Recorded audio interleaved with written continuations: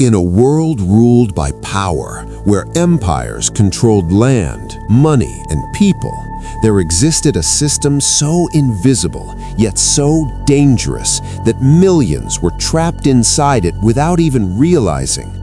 Welcome to Zoraverse.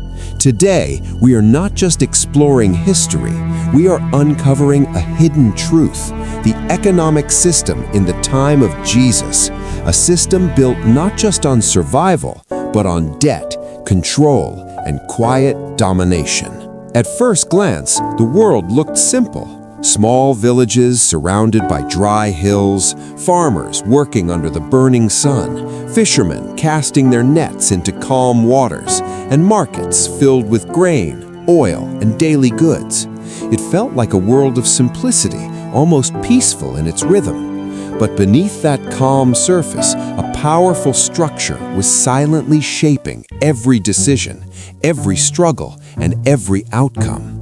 This was Judea under the Roman Empire, one of the most advanced and organized powers the world had ever seen.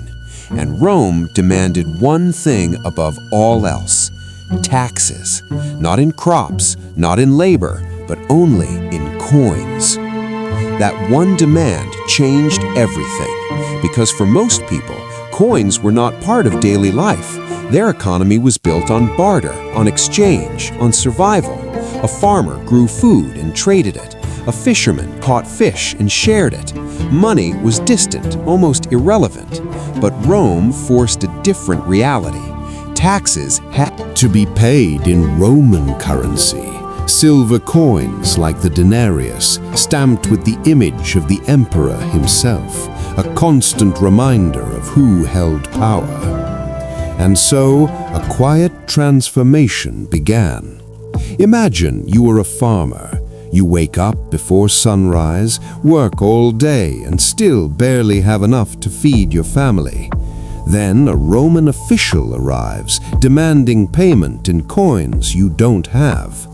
You are left with only one option. You borrow. You go to a moneylender, someone who deals not in crops, but in currency. At first, the loan feels small, almost harmless, just enough to meet the demand. But hidden inside that transaction is something far more dangerous: interest. Because debt does not stay still. It grows, slowly at first, then all at once. A single bad harvest, a season without rain, an illness in the family, and suddenly repayment becomes impossible. And when you cannot repay, the system does not forgive. It takes your land, your security, your identity, everything tied to your survival is stripped away. The land that once belonged to your family for generations is now gone, absorbed into the hands of the wealthy. And this was not an accident, it was the natural outcome of the system. As more farmers fell into debt, more land shifted into fewer hands, wealth concentrated, power expanded, entire communities transformed as independent families became dependent laborers working on land they once owned. Some became tenants, paying rent on what used to be theirs. Others became day laborers, surviving one day at a time. And some fell even further, becoming bound by debt so deeply that they lost their freedom entirely. This was how inequality spread, not through sudden force, but through a slow, repeating cycle that trapped people one by one. At the center of this system were the tax collectors, figures who carried both authority and resentment. They were not simply government workers, they were part of a system known as tax farming, where Rome outsourced the collection of taxes. Individuals would pay Rome in advance for the right to collect taxes from the people, and once they had that right, they were free to collect more than required. This created a dangerous incentive. The more they collected, the more they profited, and so they pushed harder. They demanded more. They took advantage of the powerless. This is why tax collectors were seen as corrupt, as traitors to their own people. They were living proof of how the system rewarded exploitation.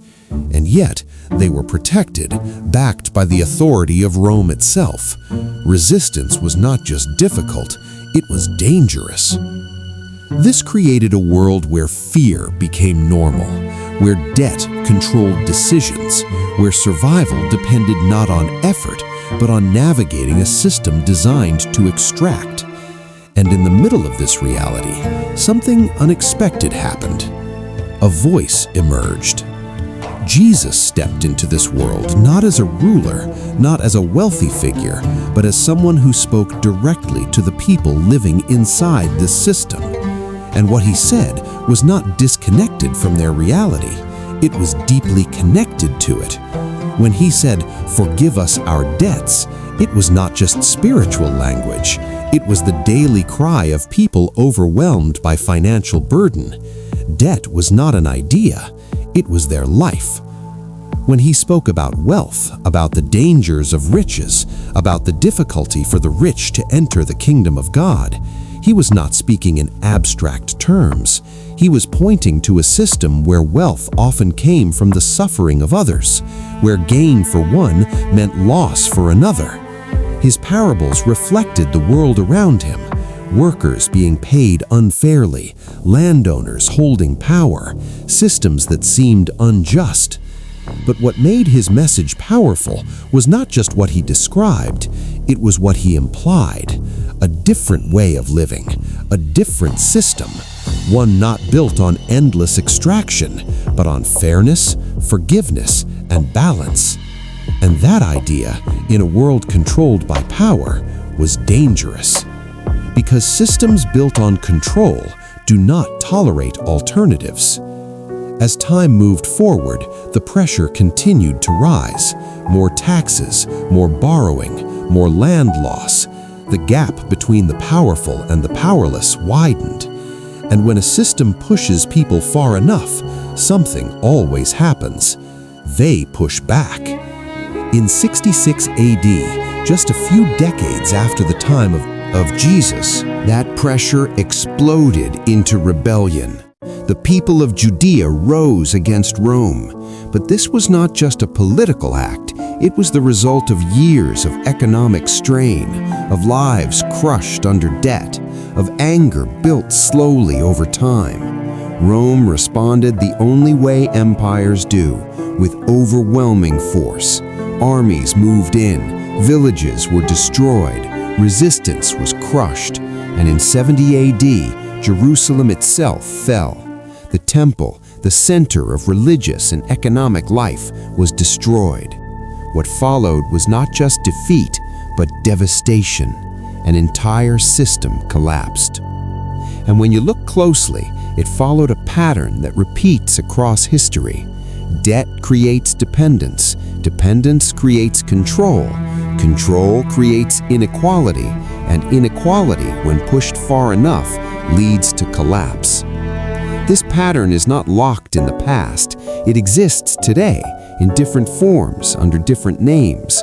The modern world runs on systems that look more advanced, more complex, but the underlying structure remains familiar.